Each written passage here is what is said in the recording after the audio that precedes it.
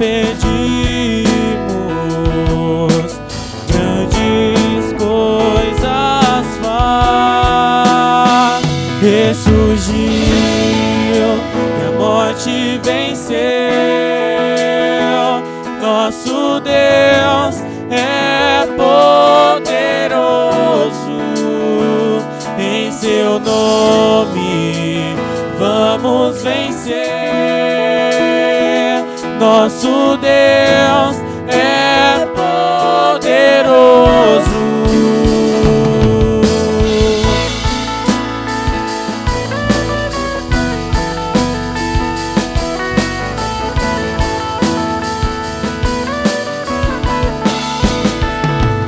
Deus conosco, sempre perto está, dando a solução.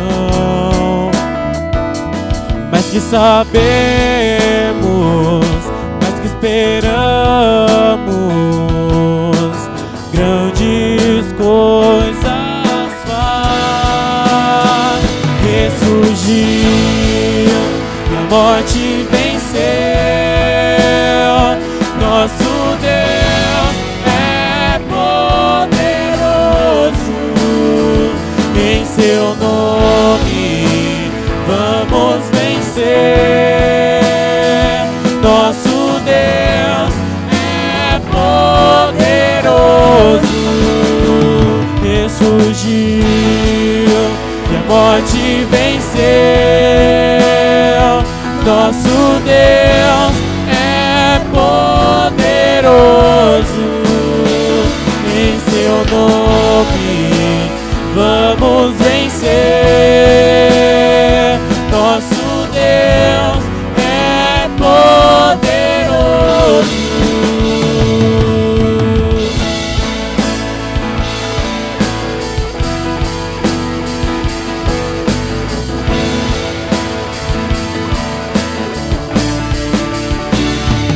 Deus conosco nos conduzirá, jamais nos deixa, jamais nos deixa.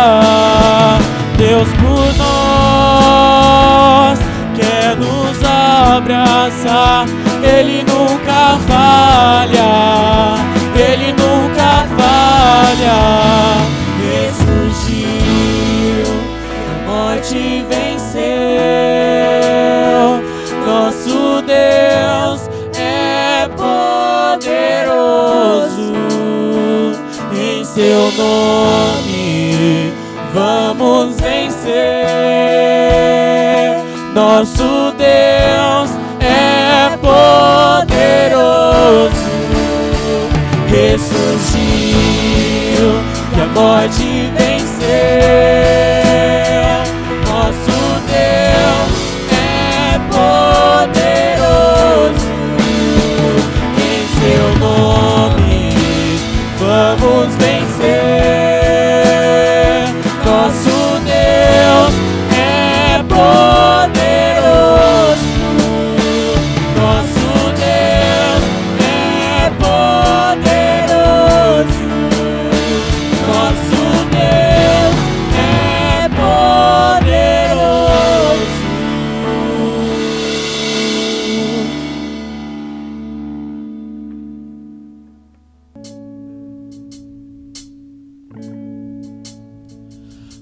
Para o Calvário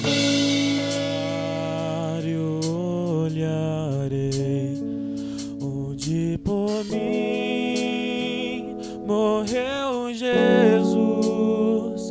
Vejo seu corpo em tanta dor, naquela cruz, meu Salvador. Seu corpo sepultado foi na tumba que José comprou. Sozinho ali o rei ficou, Jesus Messias, o Senhor.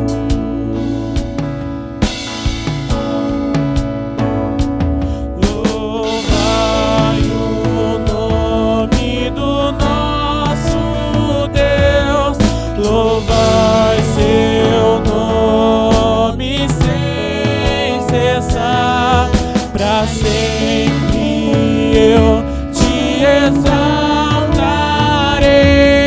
Senhor, Senhor meu Deus.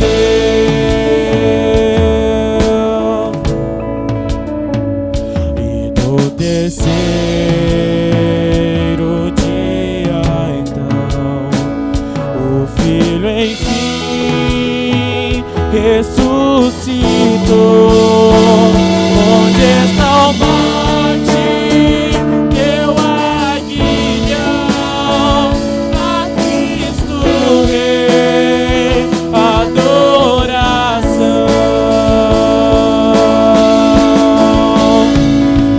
Louvai o nome do nosso Deus, louvai seu nome sem cessar, pra sempre eu te exaltarei, Senhor, Senhor meu Deus.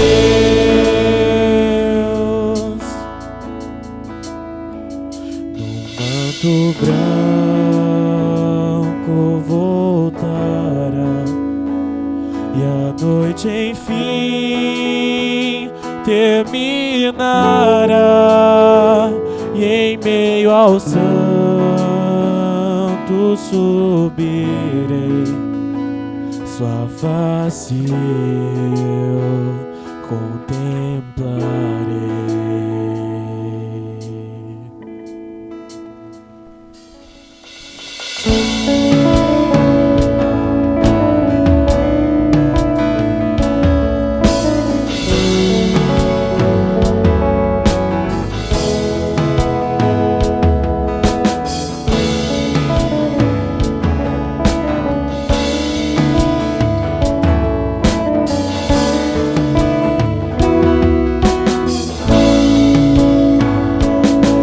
Louvai o nome do nosso Deus, louvai seu nome sem cessar, pra sempre eu te exaltarei, Senhor, Senhor meu Deus.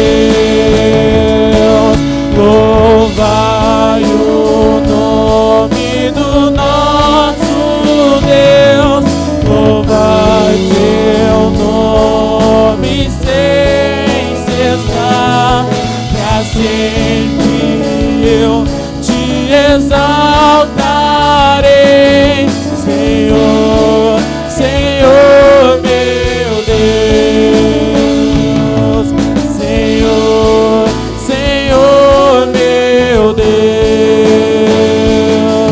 Senhor, Senhor meu Deus.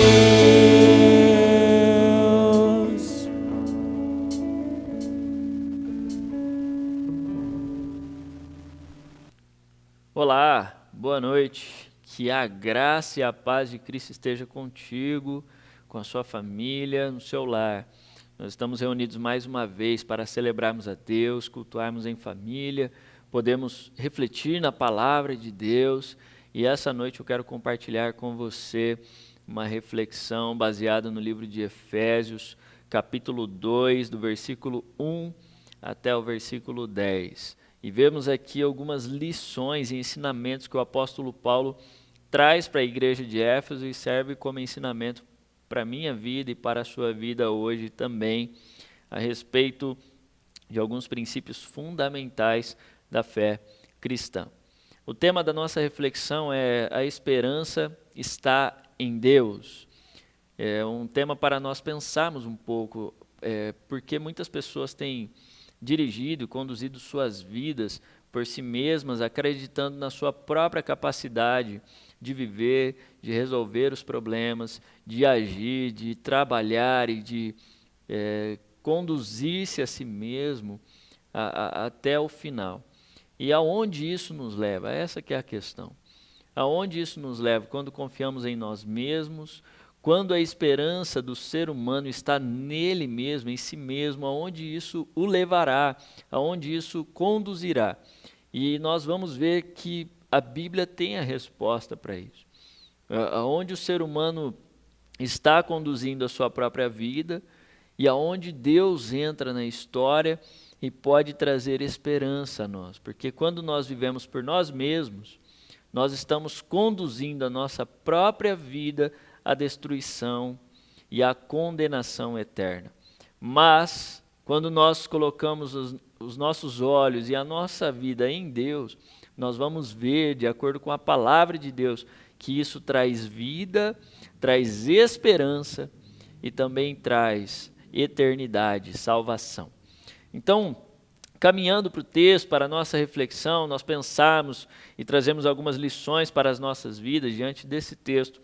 Caminhando aqui no capítulo 2, do versículo 1, diz assim: e lhes deu vida quando vocês estavam mortos em suas transgressões e pecados, nos quais vocês andaram noutro tempo, segundo o curso deste mundo, segundo o príncipe da potestade do ar, do espírito que agora atua nos filhos da desobediência. Entre eles, também nós todos andamos no passado, segundo as inclinações da nossa carne, fazendo a vontade da carne e dos pensamentos, e éramos por natureza filhos da ira, como também os demais. Mas Deus, sendo rico em misericórdia, por causa do grande amor com que nos amou, e estando nós mortos em nossas transgressões, nos deu vida juntamente com Cristo. Pela graça vocês são salvos. E juntamente com Ele nos ressuscitou, e com Ele nos fez assentar nas regiões celestiais em Cristo Jesus. Deus fez isso para mostrar nos tempos vindouros a suprema riqueza da sua graça, em bondade para conosco, em Cristo Jesus. Porque pela graça vocês são salvos, mediante a fé, e isto não vem de vocês, é dom de Deus, não de obras, para que ninguém se glorie, pois somos feitura dele, criados em Cristo Jesus para as boas obras, as quais Deus de antemão preparou para que andássemos nelas. Antes de nós entrarmos no texto, avaliarmos algumas lições aqui daquilo que Paulo está ensinando à igreja, relembrando à igreja de alguns ensinamentos importantes, é importante entendermos o cenário que Paulo se encontra, a igreja de Éfeso. A cidade de Éfeso, ela era uma grande metrópole na sua época, tinha cerca de 300 mil habitantes ali naquela cidade. Uma cidade marcada pela idolatria, pela feitiçaria.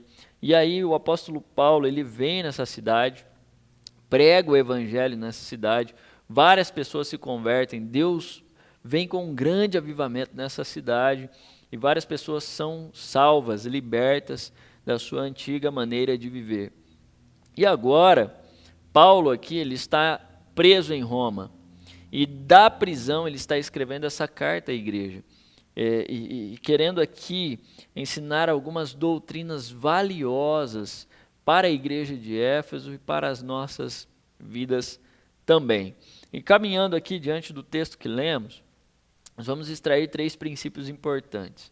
O primeiro deles que nós podemos ver nesse texto é o seguinte, é a situação do homem diante de Deus. Como o homem se encontra diante de Deus? O versículo 1 ao 3 diz para nós, Ele lhes deu vida quando vocês estavam mortos em suas transgressões e pecados, nos quais vocês andaram no outro tempo, segundo o curso deste mundo, segundo o príncipe da potestade do ar, do espírito que agora atua nos filhos da desobediência. Olha só, no versículo 3, entre eles também nós todos andamos no passado segundo as inclinações da nossa carne, fazendo a vontade da carne e dos pensamentos, e éramos por natureza filhos da ira, como também os demais. Preste atenção, qual é a situação do ser humano diante de Deus? Primeiro versículo vai dizer para nós que o ser humano está o quê? Morto. Morto no quê? Nos seus delitos e pecados. Então, Paulo ele vai dizer assim sobre Cristo, Ele deu vida a vocês, porque vocês estavam o quê? Mortos. Então, qual é a condição humana diante de Deus? O ser humano sem Deus, ele está morto. Morto em seus delitos, morto em seus pecados. Ele está morto na sua maneira de conduzir a si mesmo em sua própria jornada de vida.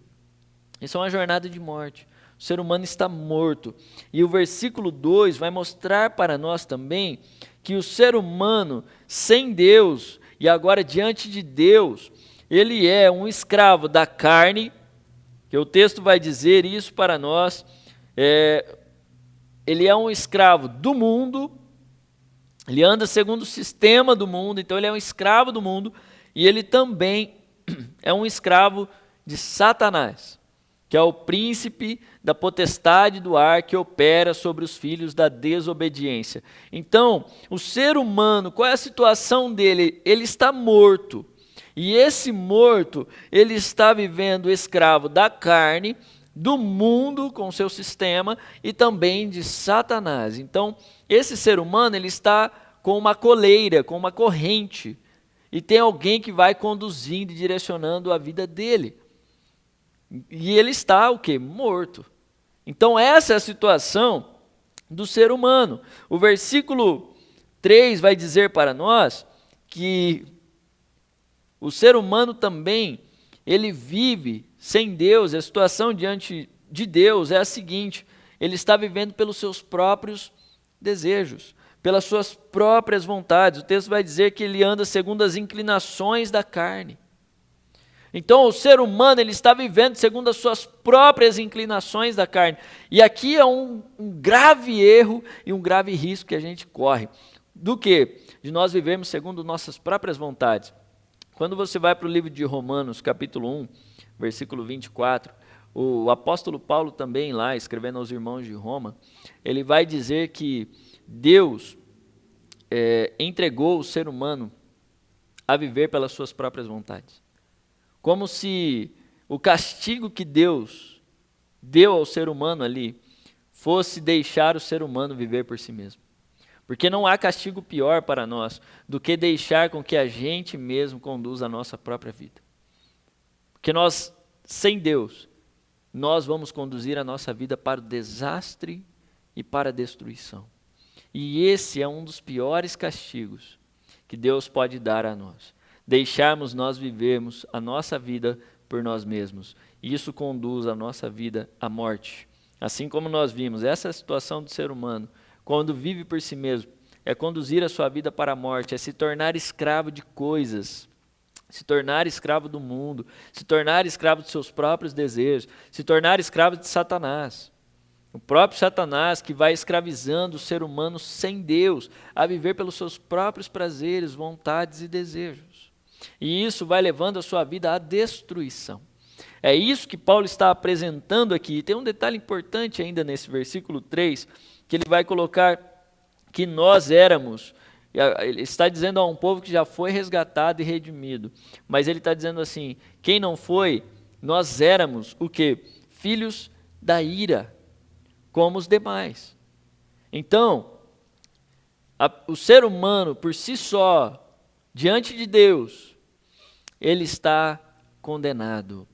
Ele é um filho da ira, é um filho da condenação eterna. Por quê? Quando Deus criou Adão e Eva, Deus colocou uma árvore no jardim, a árvore do conhecimento do bem e do mal, e disse assim, não comam dessa árvore, porque quando vocês comerem dessa árvore, vocês morrerão. E nós já conhecemos a história. Adão e Eva desobedeceu a Deus, comeu da árvore. E qual foi o castigo, a punição diante disso? A morte. A morte passou a fazer parte da história do ser humano. E agora nós morremos de 3 formas. Nós morremos de forma física. Então todo mundo vai morrer um dia. Todo mundo vai enfrentar essa morte um dia. Todo mundo vai passar por essa morte um dia. Porque isso entrou na realidade do mundo e da vida do ser humano. Agora, o ser humano também ele morreu de uma forma espiritual. Adão e Eva tinham uma conexão diária com Deus, pessoalmente. Depois da queda do ser humano, ele não tem mais agora essa vida espiritual, íntima, profunda, pessoal com Deus. E também o ser humano ele passa a ter agora uma morte eterna, uma condenação eterna. E diante disso, Jesus entra na história, o ser humano estava perdido.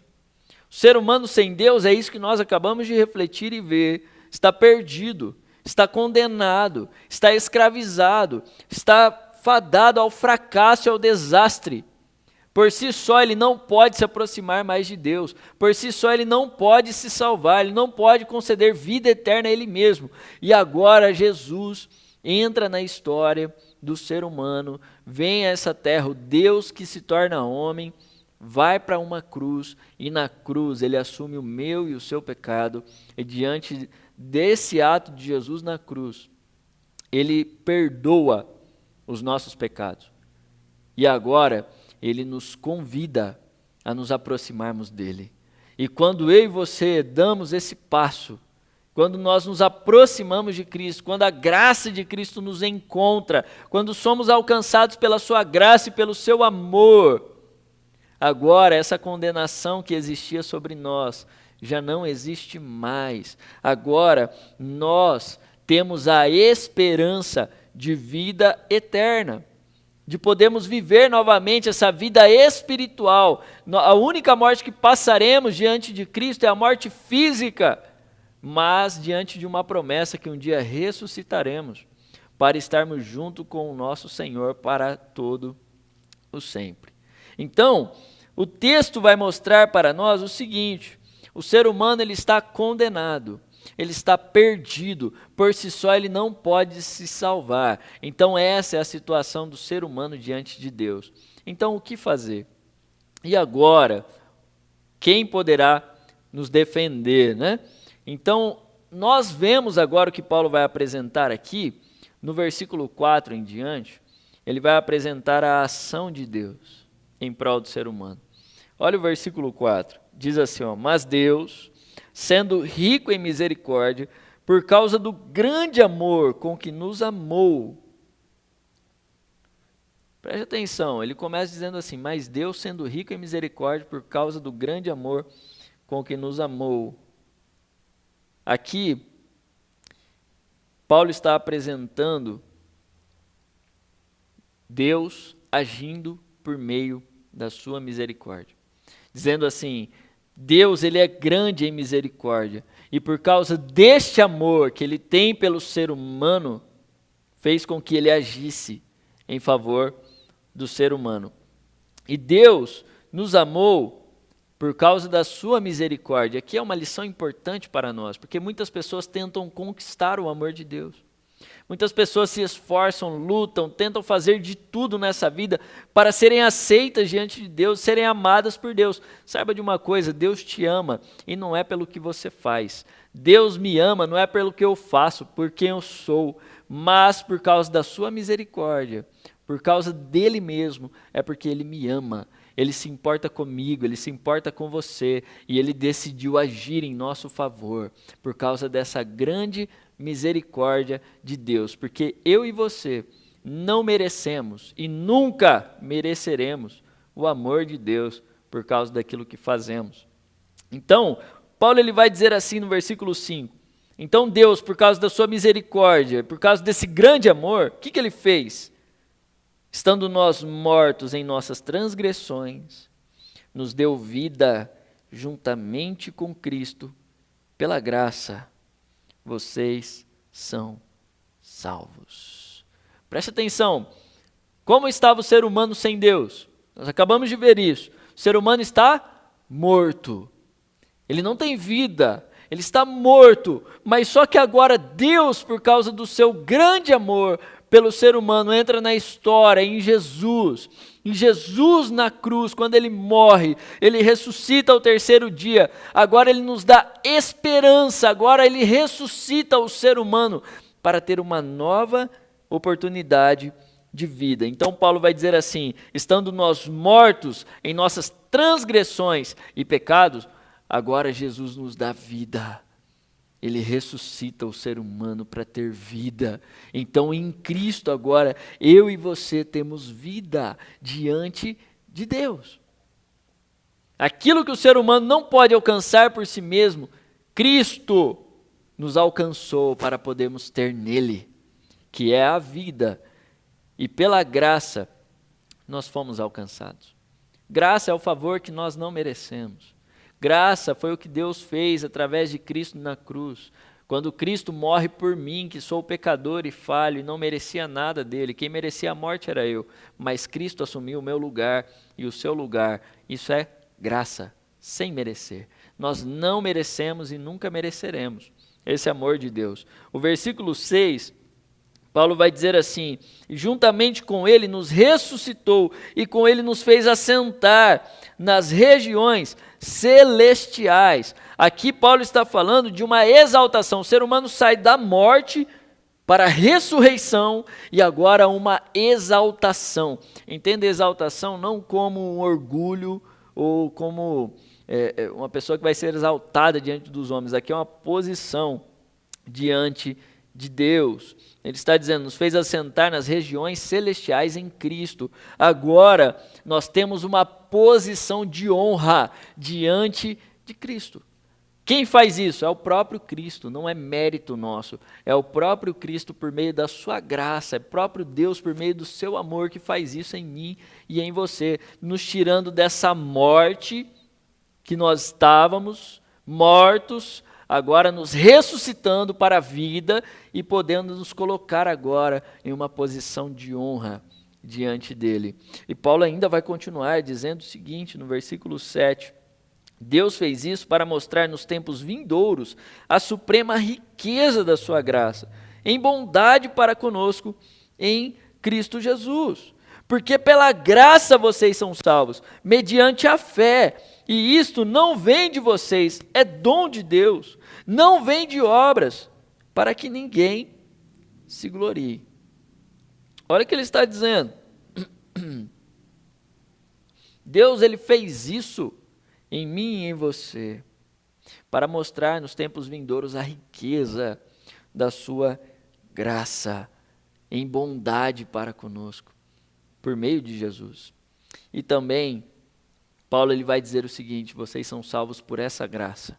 Vocês encontraram o favor de Deus agora por meio da graça, e não por causa daquilo que vocês fazem. Nós não temos, ninguém tem mérito diante de Deus, por meio daquilo que se faz. Não há nada que a gente faça que possa nos salvar. Grave isso no seu coração, na sua mente. É isso que a Bíblia diz para mim e para você. Nada do que a gente faz pode nos salvar. Nada. Não há nada que a gente faça que vai nos levar ao céu, que vai fazer com que a gente seja aceito por Deus. Nada nessa vida que a gente faça vai nos conduzir a esse caminho. Somente a graça. É isso que Paulo está dizendo, vocês são salvos por meio da graça de Deus. E isso é maravilhoso. É maravilhoso, porque é uma coisa que nós não merecemos, mas Deus fez por nós. A salvação não é uma coisa que nós fazemos para termos diante de Deus, mas é uma coisa que Deus fez por nós, sem merecermos. Essa é a graça de Deus, é a salvação que nos encontrou, e agora eu e você fomos ressuscitados para termos vida. Agora, eu e você que éramos escravos dos nossos próprios desejos, que éramos escravos do mundo com seu sistema e de Satanás, em Jesus essas cadeias foram rompidas. Agora nós fomos ressuscitados e agora nós temos liberdade diante de Deus. Nós não somos mais escravos dos nossos desejos. Nós não somos mais escravos de Satanás, nem do mundo. Agora nós temos liberdade para vivermos o propósito de Deus, para encontrarmos a verdadeira alegria da vida em Deus e nesse caminho que Ele tem para nós. E Paulo vai terminar essa parte no versículo 10, dizendo o seguinte: o propósito de Deus em nós. Nós vimos aqui a situação do homem diante de Deus. É uma situação desesperadora. Nós vimos aqui a ação de Deus, que é uma ação maravilhosa, incomparável. Ninguém vai fazer por mim e por você o que Deus fez. Ninguém nessa terra, somente esse Deus maravilhoso. E agora nós vemos qual é o propósito de Deus diante disso. Versículo 10.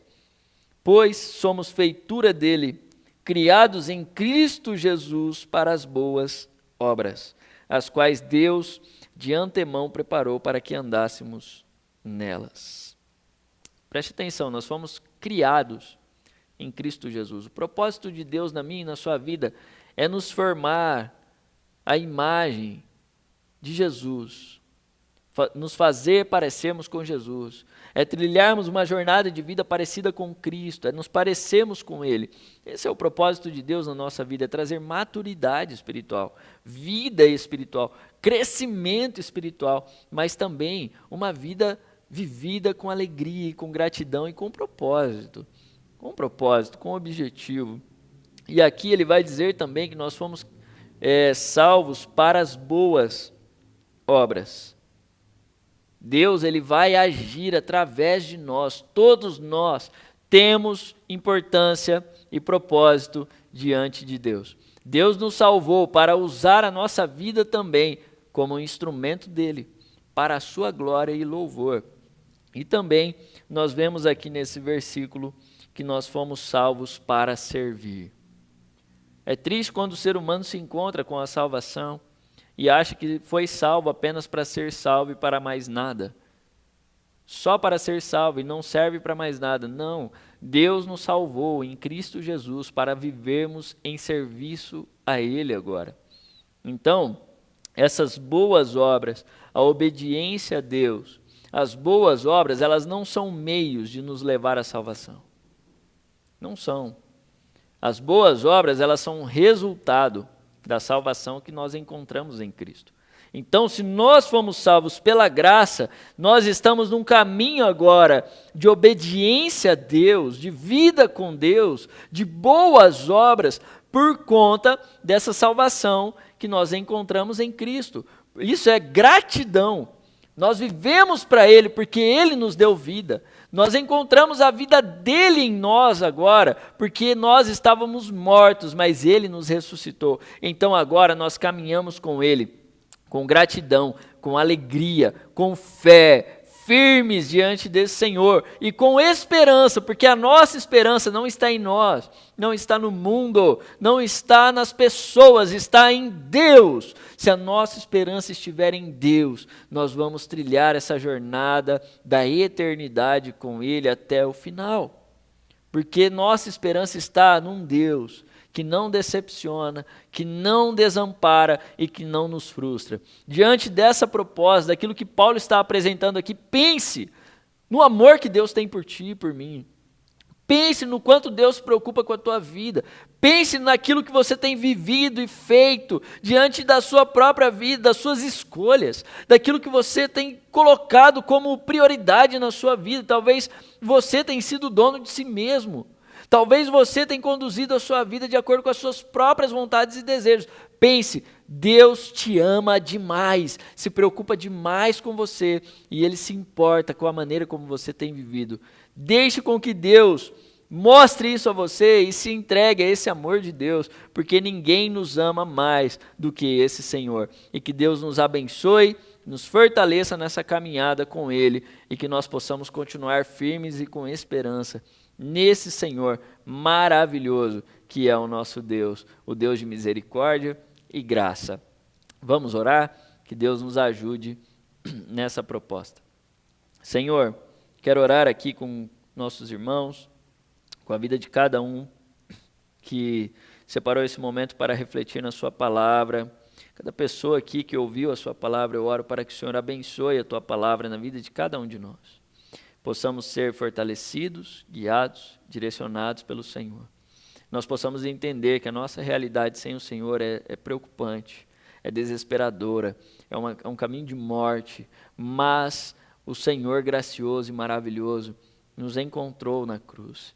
E na cruz nós temos esperança agora de vida eterna, de vivermos uma vida de verdade nessa terra também, de caminharmos contigo. Nos ajude, Senhor, a termos esse desejo, essa vontade de nos entregarmos completamente a Ti e a vivermos o Teu propósito a cada dia mais. Sustenta nossas vidas, nossas famílias e que possamos ter esperança em Ti. Que a nossa esperança e alegria esteja no Senhor, o Deus da nossa fé. E que o Senhor nos dê uma semana abençoada, de vitórias, de desafios, mas também de lutas. Possamos encontrar a força no Senhor para superarmos os desafios que nos sobrevêm com a fé em Ti. E que a graça do nosso Senhor e Salvador Jesus, o grande e infinito amor de Deus o Pai e a comunhão e consolação do Espírito permaneça sobre cada um de nós, hoje e sempre. Amém. Meu amigo, amiga, irmã, que Deus abençoe a sua vida grandemente, que você tenha uma semana maravilhosa na presença desse Deus. E lembre-se, a esperança está em Deus. Concentre-se nisso, creia nesse Senhor maravilhoso, porque não há vida melhor do que a vida que Ele tem para nós. Deus te abençoe, uma ótima semana, em nome de Jesus.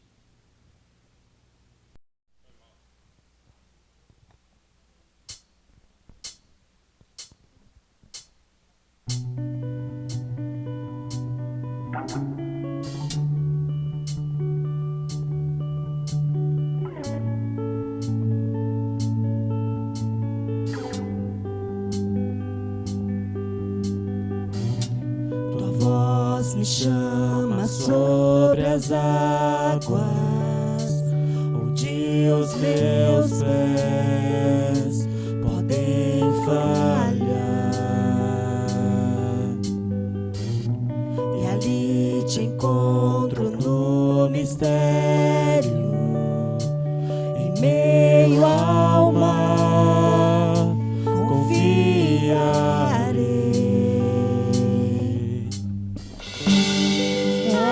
Teu nome clamarei, e além das ondas olharei. Se o mar crescer, somente em Ti descansarei, pois eu sou Teu e Tu és meu.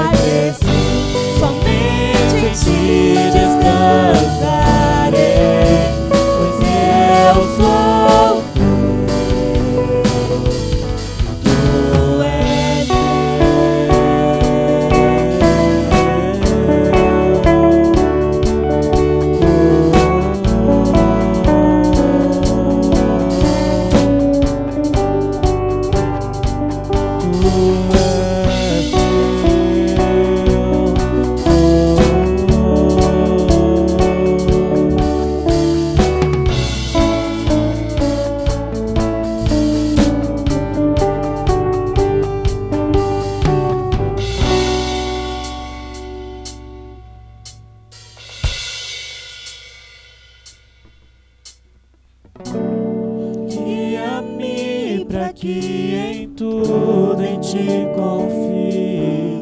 Sobre as águas eu caminhe, por onde quer que chames. Leva-me mais fundo do que já estive, e minha fé será mais firme, Senhor, em tua presença.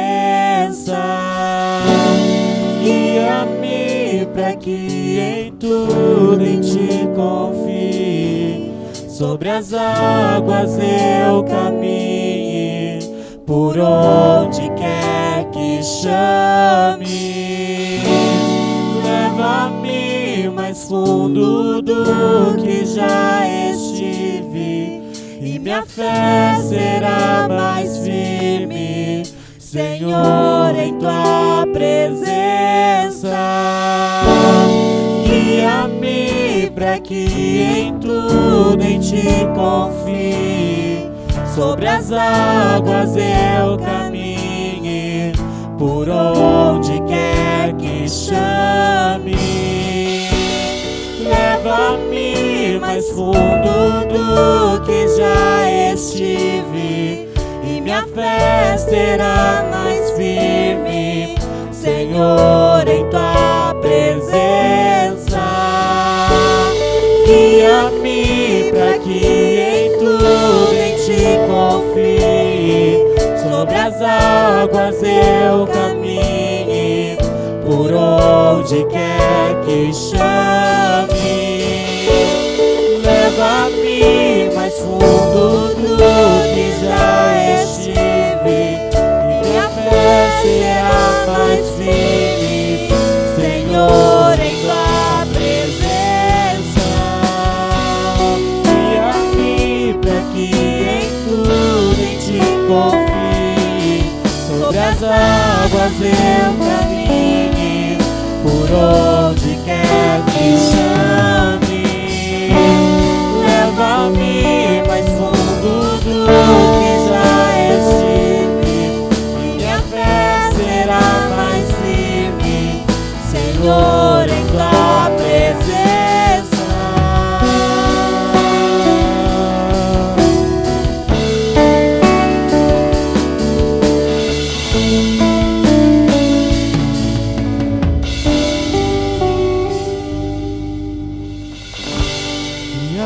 Teu nome clamarei, e além das ondas olharei. Se o mar crescer, somente em ti descansarei, pois eu sou teu e tu és meu.